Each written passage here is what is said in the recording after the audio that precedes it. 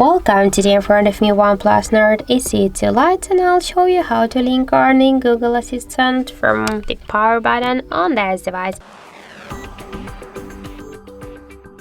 So now just by pressing and hold the power key we can see that we can only use the power off menu, but if you wanna just link the Google Assistant to power button, we should open the settings application and scroll down to the system settings, then click to the power button, and after that just tap to the press and hold the power button and switch power menu to the voice assistant, Google voice assistant.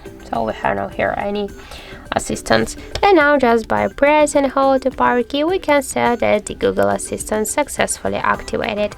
If you want to turn off this feature, just if you want to unlink the Google Assistant from power button, you should activate the settings, click to the system settings section, tap to the power button, then click press and hold the power button and switch voice assistant just to power off menu.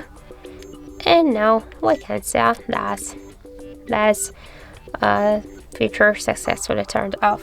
So that's it. Thank you for watching, and if you find this video helpful, don't forget to leave a like, comment and to subscribe our channel.